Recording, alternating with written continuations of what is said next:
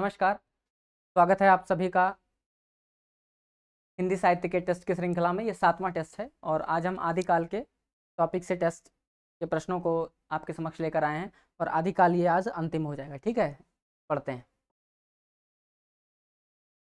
देखिए, प्रश्न है कि 13वीं सदी के आसपास विकसित हिंदी के एक रूप हिंदवी, 13वीं सदी के आसपास विकसित हिंदी का एक रूप हिंदवी का बड़ा महत्वपूर्ण कवि, विकल्प है श्रीधर, अमीर खुसरो, रणमल और चंदवरदाई। सही उत्तर क्या हो जाएगा? जी हाँ, अमीर खुसरो। नेक्स्ट है कि पृथ्वीराज रासो, पृथ्वीराज रासो किसकी कृति है? तो आप जानते हैं पृथ्वीराज रासो किसकी कृति है? चंदवरदाई की। नेक्स्ट देखिए, पृथ्वीराज रासो को प्रामाणिक मानते हैं। आप जानते हैं पृथ्वीराज रासो की प्रामाणिकता से ही प्रश्न पूछे जाते हैं। तो प्रश्न है कि पृथ्वीराज रासो को प्रामाणिक मानते हैं। विकल्प है श्याम सुंदर दास, आचार्य शुक्ल, डॉक्टर बूलर और हीरालाल ओझा। तो सही उत्तर हो जाएगा पृथ्वीराज रासो को प्रामाणिक मानते हैं श्याम सुंदर दास। नेक्स्ट देखिए, पृथ्वीराज रासो को अप्रामाणिक मानते हैं। विकल्प है मिश्र बंधु, कर्नल टाड, रामचंद्र शुक्ल और मोहनलाल विष्णुलाल पंड्या।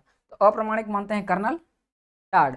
और नेक्स्ट देखिए कि पृथ्वीराज रासो को अर्ध प्रमाणिक मानते हैं, अर्ध प्रमाणिक। और विकल्प दिए गए हैं आपके समक्ष, डॉक्टर बूलर, हजारी प्रसाद द्विवेदी, कविराज श्यामलादीन और हीराचंद ओझा।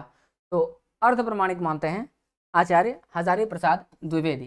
नेक्स्ट देखिए, धार्मिक संवेदना और लौकिक प्रेम अनुभूति, क्या क्या दिया गया है? धार्मिक संवेदना और लौकिक प्रेम अनुभूति किस साहित्य की संवेदना है? विकल्प है रास साहित्य, वीर साहित्य, रासो साहित्य और भक्ति साहित्य। सही उत्तर हो जाएगा जी हाँ, विकल्प अ। नेक्स्ट है कि रास साहित्य का प्रसार आदिकाल में किन कवियों ने किया? तो रास साहित्य का प्रसार जो है आदिकाल में जैन कवियों ने किया। तो नेक्स्ट उत्तर क्या हो जाएगा हमारा? ब। नेक्स्ट है कि रास साहित्य का उत्कृष्ट उदाहरण कौन सा है? रास साहित्य का विकल्प है संदेश रासक, बिसलदेव रासो, पृथ्वीराज रासो और पद्मावत। तो सही उत्तर हो जाएगा जी हाँ, संदेश रासक। नेक्स्ट देखिए, आदिकाल में चारण और भाट कवियों ने किस प्रकार के काव्यों की रचना की? तो आदिकाल में चारण और भाट कवियों ने जो है रासो काव्य की रचना की, रासो काव्य। ठीक है, आगे देखिए कि कौन सा प्राकृत ग्रंथ नहीं है? प्राकृत ग्रंथ नहीं है। विकल्प है प्रबंध चिंतामणि मेरतुंग, कुमारपाल प्रतिबोध सोमप्रभ सूरी, 54 महापुरुष चर्यम शीलाचार्य और विक्रमांक देवचरित विल्हाणा। सही उत्तर हो जाएगा विकल्प डी। आगे बढ़ते हैं। आगे देखिए, प्रश्न है कि और ट्रिकी क्वेश्चन है ये कि प्राकृत व्याकरण ग्रंथों में से कौन सा संस्कृत व्याकरण ग्रंथ है? कौन सा संस्कृत व्याकरण ग्रंथ है? विकल्प है अष्टाध्यायी पाणिनि, सिद्ध हेमचंद्र शब्दानुशासन, हेमचंद्र, प्राकृत पैंगलम, चंड और द्वादशपदी त्रिविक्रम।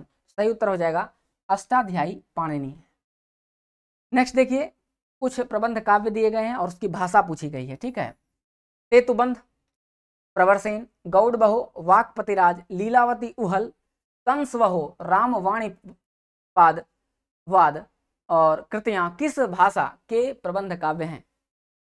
विकल्प है संस्कृत, प्राकृत, अपभ्रंश और अवधि। सही उत्तर हो जाएगा जी हाँ, ये सारी रचनाएं जो हैं ये प्राकृत की हैं। आगे देखते हैं कि भाषाविद प्राकृत की अंतिम अवस्था किसे मानते हैं? तो भाषाविद जो है प्राकृत की अंतिम अवस्था अपभ्रंश को मानते हैं। तो हमारा विकल्प स सही हो जाएगा। नेक्स्ट देखिए, क्या कह रहा है कि स्वयंभू जिसे भाषा कहते थे, स्वयंभू जिसे भाषा कहते थे, 10वीं सदी में प्रचलित उस लोक भाषा को अपभ्रंश नाम दिया। स्वयंभू जिसको क्या कहते थे? लोक भाषा को अपभ्रंश नाम किसने दिया? विकल्प है हेमचंद्र, पुष्पदंत, पाणिनि और मेरुतुंग। सही उत्तर हो जाएगा जी हाँ, पुष्पदंत। आगे देखिए कि आदि ग्रंथ किसे कहा जाता है? क्या लिखा हुआ है? हिंदी महाकाव्य परंपरा का आदि ग्रंथ। विकल्प हैं तुलसीकृत रामचरितमानस, जायसीकृत पद्मावती, लोकायतन पंत और पृथ्वीराज रासोकृत चंदवरदाई। सही उत्तर हो जाएगा चंदवरदाई कृत पृथ्वीराज रासो। नेक्स्ट है कि पृथ्वीराज रासो में कितने समय या सर्ग हैं? तो पृथ्वीराज रासो में कितने सर्ग हैं? विकल्प हैं 69, 6, 70 और 7। तो पृथ्वीराज रासो में जो है टोटल 69 यानी 69 सर्ग हैं। आगे देखिए, कहा गया है कि बिसलदेव रासो किसकी रचना है? तो बिसलदेव रासो जो है नरपति नाल्य की कृति है। तो बिसलदेव रासो नरपति नाल्य। नेक्स्ट है कि कौन सा रासो ग्रंथ आल्हा खंड के नाम से प्रसिद्ध है? तो आप जानते हैं जगणिक रचित परमाल रासो, इसमें आल्हाखंड नाम से प्रसिद्ध है। आगे देखते हैं विद्यापति की पदावली की भाषा क्या है, तो विद्यापति की पदावली की भाषा है जी हाँ मैथिली। नेक्स्ट है कि हिंदी साहित्य का पहला इतिहासकार कौन सा है, विकल्प हैं आचार्य शुक्ल, ग्रियर्सन, शिवसिंह सेंगर और गारसादा तासी। आप जानते हैं इस्तवार तला लिटरेचर इंडो हिंदुस्तानी हिंदी साहित्य इतिहास का प्रथम साहित्य इतिहास ग्रंथ, और पहले इतिहासकार कौन हो जाएंगे, तासी। आगे बढ़िए और अगले प्रश्न का जवाब आप, कुछ प्रश्नों का जवाब आप भी दीजिए, तो एक दो प्रश्न का जवाब आप कमेंट बॉक्स में जरूर लिखिए, इन दो प्रश्नों का जवाब दीजिए। चलिए, चारण काव्य की भाषा आपको बतानी है, चारण काव्य की क्या भाषा है, और हिंदी के आदि कवि कौन है, इन दो प्रश्नों का उत्तर आप कमेंट बॉक्स में जरूर लिखिए। आगे बढ़ते हैं। वीर गाथा काल के कवि नहीं है, क्या है वीर गाथा काल मतलब क्या हो गया, आदिकाल, तो उसके कवि नहीं है चंद्रवरदाई, अमीर खुसरो, जगणिक और नामदेव। सही उत्तर क्या हो जाएगा, जी हाँ विकल्प डी। फिर पृथ्वीराज रासो किस काल की भाषा है, तो पृथ्वीराज रासो आदिकाल की भाषा है, तो हमारा विकल्प द सही हो जाएगा। और नेक्स्ट है कि अपभ्रंश में कृष्ण काव्य के पहले रचनाकार कौन है, क्या क्या दिया गया, अपभ्रंश में कृष्ण काव्य के पहले रचनाकार कौन है, विकल्प है स्वयंभू, शालिभद्र सूरी, हरिभद्र सूरी और पुष्पदंत। सही उत्तर हो जाएगा हमारा विकल्प डी। तो आज आदिकाल समाप्त हो गया, आप रिवीजन करते रहे, एमसीक्यूज बनाते रहें और मानक पुस्तकों को बार बार पढ़ें। तो आज के लिए इतना ही, फिर मिलते हैं अगले श्रृंखला में, धन्यवाद।